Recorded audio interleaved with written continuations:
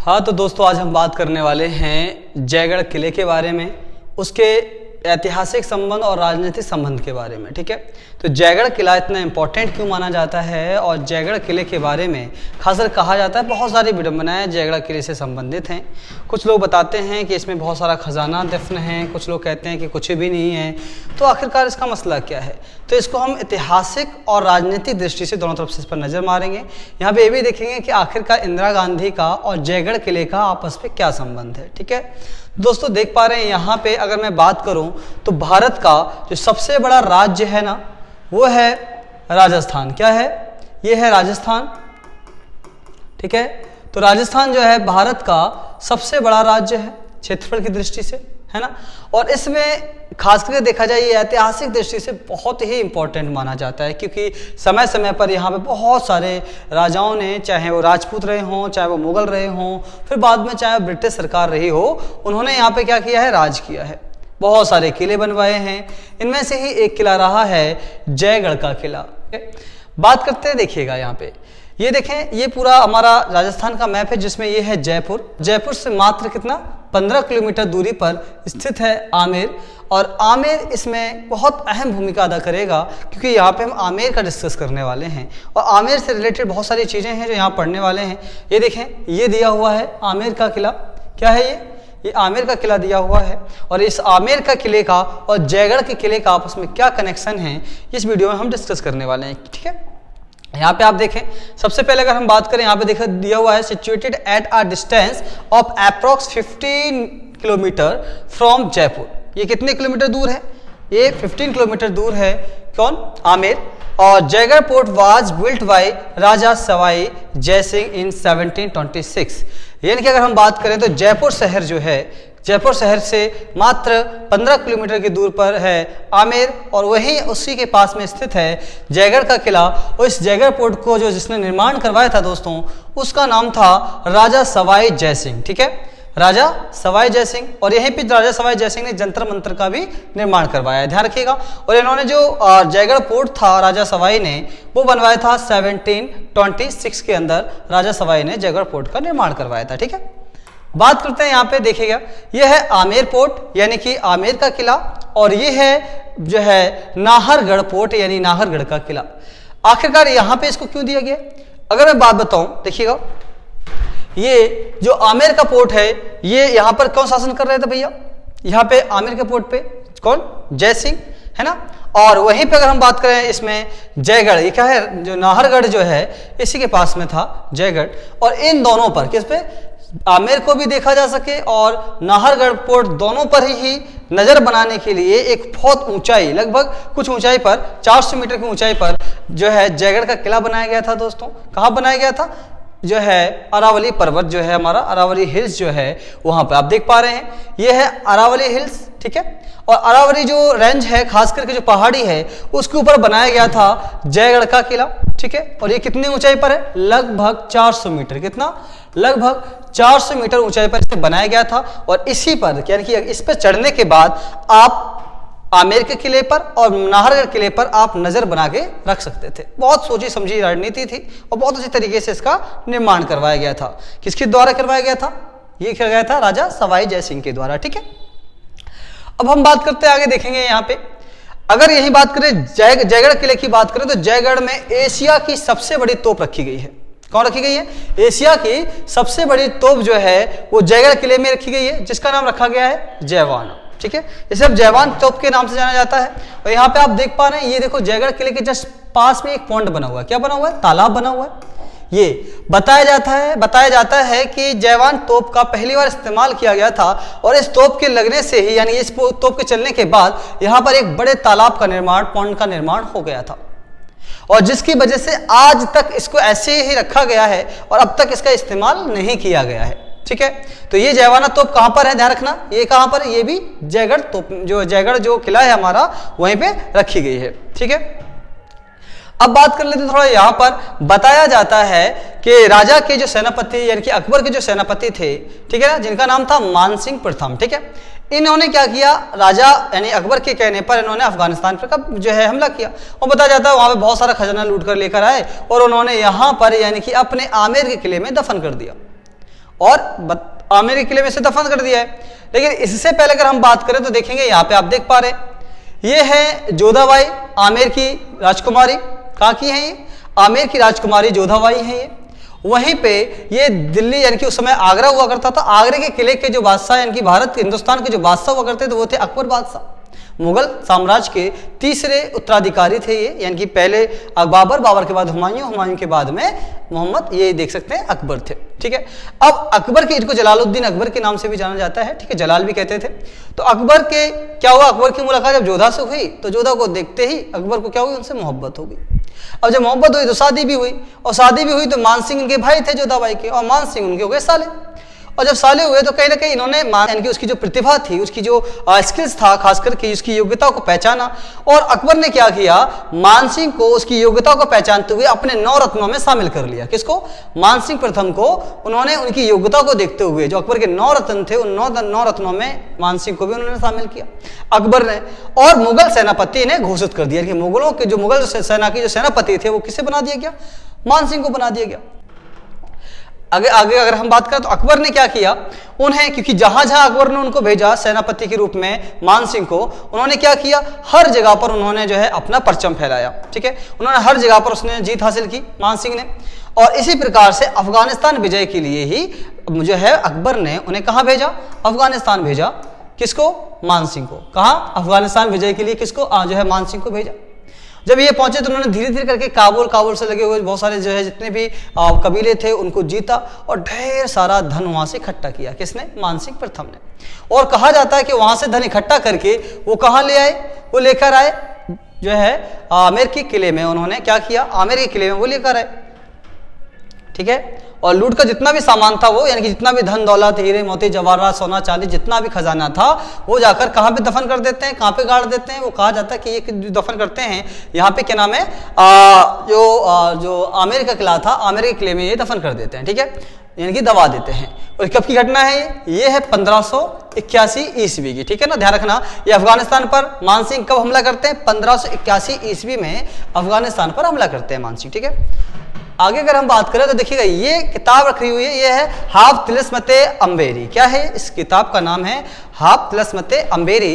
और इस किताब के अनुसार, ये किताब की अगर हम बात करें तो इस किताब में वर्णन पहली बार खास करके देखा जाए पता चलता है किसके बारे में, मान सिंह के अफगानिस्तान विजय के बारे में और मान सिंह के ढेर सारे खजाने के बारे में। कौन बताता है? तो बताती है हाफ तिलस्मते द अम्बेरी। जो किताब थी वो उसके सारे तिलस्म खोल देती है, सारे के सारे जो राज थे वो खोल देती है। यानी कि इसमें साफ साफ लिखा था अम्बेर के साथ खजाना। क्या रखा था? इसका मतलब होता है अम्बेर के साथ खजाना, यानी कि इसमें बहुत सारा खजाना है। और बताया जाता है कि 7 कितने 7 पानी के टैंक बनाए गए थे, पानी के टैंक बनाए गए हैं बड़े बड़े, और इन पानी के टैंकों में खजाना रखा गया था।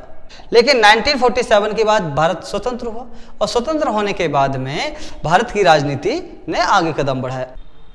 ठीक है, लेकिन इससे पहले अगर हम बात करें तो यहाँ पे हम बात करेंगे, ये जो स्लाइड आप देख पा रहे हैं यहाँ पे ये दे रखी है गायत्री देवी, और ये दिए हुए हैं मान सिंह प्रथम। कौन है ये? मान सिंह द्वितीय, सॉरी, ये मान सिंह द्वितीय हैं और ये गायत्री देवी हैं। और आप देख सकते हैं ये इंदिरा गांधी की यहाँ पे दे रखी है, और ये गायत्री देवी का आपस में क्या संबंध है, क्या रिलेशन है, यहाँ पे देखेंगे। क्योंकि आपको बता दिया जाए कि जो उत्तराधिकारी हुए जयपुर, जो नाम है जयपुर के जो राजा हुआ करते थे, तो वो कौन थे जयपुर के राजा? ये रहे मान सिंह द्वितीय जयपुर के राजा थे। और इनकी शादी मान सिंह जो द्वितीय थे उनकी जो शादी हुई थी वो हुई थी गायत्री देवी से। ये भी पश्चिम बंगाल के महाराजा की लड़की हुआ करती थी। ठीक है, और अब इंदिरा गांधी और अगर हम बात करें गायत्री देवी का रिलेशन की बात कर लें तो आप देख पाएंगे यहाँ पे, देखें। लेकिन उससे पहले अगर हम बात करें, देखें ये गायत्री देवी हैं, और गायत्री देवी की बात कर रहे हैं हम लोग यहाँ पे। तो गायत्री देवी के पिताजी हैं, कौन है? गायत्री देवी जी के पिता है, इनका नाम था जो है जितेंद्र। क्या नाम था? जितेंद्र नारायण। ये है जितेंद्र नारायण। और उनकी जो माता श्री थी उनका नाम था इंदिरा देवी। ठीक है, ये जितेंद्र नारायण है और इंदिरा देवी है, और दोनों ये वेस्ट बंगाल का है, ये वेस्ट बंगाल की महारानी हुआ करती थी। कौन? ये देख रहे हैं आप, गायत्री देवी। वहीं अगर हम बात करें गायत्री देवी और इंदिरा गांधी, दोनों के दोनों रविन्द्रनाथ टैगोर के द्वारा जो पथ भवन की स्थापना की गई थी ना, यहाँ पे उन्होंने शिक्षा प्राप्त की थी, गायत्री देवी ने और इंदिरा गांधी ने। लेकिन बताया जाता है कि इन दोनों की कभी जिंदगी में बनी नहीं, आपस में कभी इनकी आपस में नहीं बनी, और जिसकी वजह से आगे भी सिस्टम यही रहा। और फाइनली जब ये प्रधानमंत्री बनी तो इन्होंने 1971 में क्या किया, 1971 में इंदिरा गांधी ने जो प्रिवी पर्स था उसको खत्म कर दिया। प्रिवी जो पर्स था उसे खत्म कर दिया। प्रिवी पर्स में क्या कहा गया था, जितने भी रजवाड़े हैं भारत के अंदर उन्हें क्या दिया जाएगा, एक प्रकार का भत्ता दिया था कि ना राजा के मतलब राज की तरफ से कुछ भत्ता दिया जाए, कुछ मतलब एक प्रकार का पेंशन दी जाती थी। तो इन्होंने क्या किया, प्रिवी पर्स के द्वारा 1971 में इंदिरा गांधी ने 27वां क्या किया, 27 में कह सकते हैं, सॉरी 26वां प्रिवी पर्स को हटाने के लिए उन्होंने इंदिरा गांधी ने 26वां 26वां क्या किया, संविधान संशोधन किया। और संविधान संशोधन करके इसे पूरी तरह से प्रिवी पर्स को खत्म कर दिया, इनकी हटा दिया। और प्रिवी पर्स को हटाने के बाद बहुत सारे रजवाड़े इनके खिलाफ हो गए। कब हटाए, 1971 में, जिसमें खासकर गायत्री देवी भी शामिल थी। और फिर बाद में आ गया एक और कांड, वो कांड क्या था, केशवानंद भारती का। वो कौन सी स्थिति आई बाद में, केशवानंद जो भारती हैं और इंदिरा गांधी का विवाद हुआ।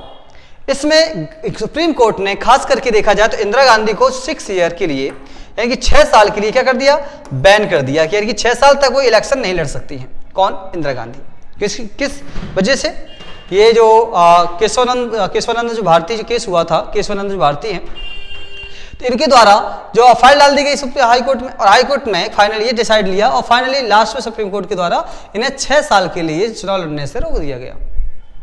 फिर क्या था, और तो और कई जगह विद्रोह भी हुए। ये घटना थी 1973 की। कब की है, 1973 की घटना है। ये की बात करेंगे, जयगढ़ की बात करेंगे, लेकिन जयगढ़ की बात करने से पहले हम इसको समझ लेते हैं राजनीतिक कारण, क्योंकि ऐतिहासिक कारण भी और राजनीतिक कारण भी वो समझना जरूरी है। तो यहाँ पे इंदिरा गांधी जब 1971 में उन्होंने क्या किया, प्रिवी पर्स हटा दिया। उसके बाद में 1973 में क्या हुआ, 1977 में हुआ क्या कि भैया केशवानंद भारती ने क्या किया, इंदिरा गांधी पर केस ठोक दिया।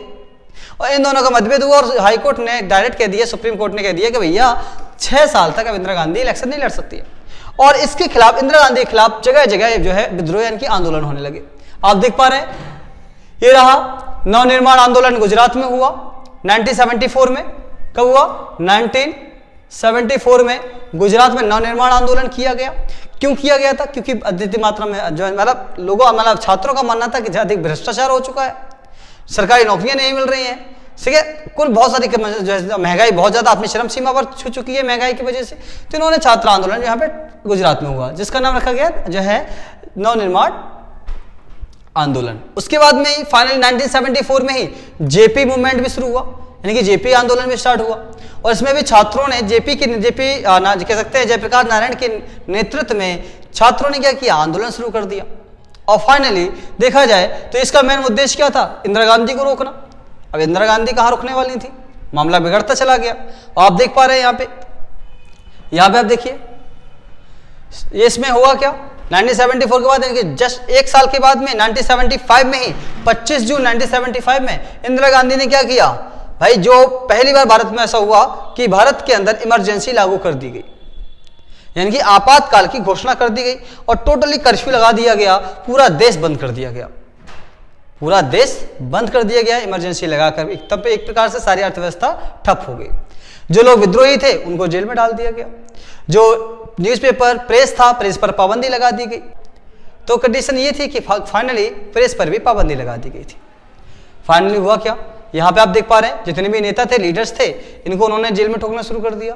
अब बात कर लेते हैं जयगढ़ फोर्ट की। अब इसी माहौल में इसी मौके का फायदा उठाया इंदिरा गांधी ने कि आप सोच सकते हैं जितने विद्रोह करने वाले लोग थे कहाँ पे थे, जेल में थे। यहाँ तक कि जो महारानी थी यहाँ की, उनको भी खास करके जेल में डाल दिया गया। गायत्री देवी को भी जेल में डाल दिया गया। गायत्री देवी कहाँ है, गायत्री देवी तिहाड़ में है और ऐसी कंडीशन में वो वहां से निकल नहीं सकती। उन्होंने देखा इंदिरा गांधी के लिए बहुत अच्छा मौका था कि गायत्री देवी तिहाड़ में है, नेता सारे के सारे विपक्षी नेता जेल में है, अर्थव्यवस्था ठप है, रोड बंद कर रखे हैं, कोई घर से बाहर निकल नहीं सकता। बहुत अच्छा मौका है। इंदिरा गांधी ने सोचा कि अब जाकर हम जो है, जिस खजाना की बात हमने तिलस्मृति अम्बेरी ने जो है बताया है कि यहाँ पे खजाना है, तो क्यों ना खजाने को निकाला जाए। तो अब थोड़ा इसमें दिलचस्पी वाली बात आ जाती है। 6 महीने तक यहाँ पे जेल में रही है, कितने 6 मंथ तक गायत्री देवी कहाँ रही, तिहाड़ में रही। बात करते हैं यहाँ दिलचस्प बात क्या आती है, तुरंत फटाफट इंदिरा गांधी एक्शन लेती हैं, सीबीआई फटाफट पहुंचती है कहां पर, जयगढ़ किले पर, पुलिस वाले और आर्मी जयगढ़ किले को जो है, जो जयगढ़ जो फोर्ट है हमारा, उसको यानी किले को पूरी तरह से चारों ओर से क्या कर लिया जाता है, घेर लिया जाता है। आम व्यक्ति को वहां पे जाना बनता है। आम जाना क्या था, जब आपातकाल लगा हुआ तो कोई निकल ही नहीं सकता था। यहाँ की पूरी तरह से जयगढ़ किले को देख पा रहे हैं आप, ध्वस्त कर दिया गया। यहाँ पे हालात बहुत सारे बिगड़ दिए गए। अब आप समझिए, जयगढ़ किले पर सब कुछ सिस्टम हो रहा है, लेकिन खजाना तो बताया जाता था आमेर में है। लेकिन इसमें क्या था कि दुनिया को दिख रहा था कि जयगढ़ किले में चल रहा है, लेकिन ये राज अलग था, क्योंकि सारा काम अंदर अंदर हो रहा था।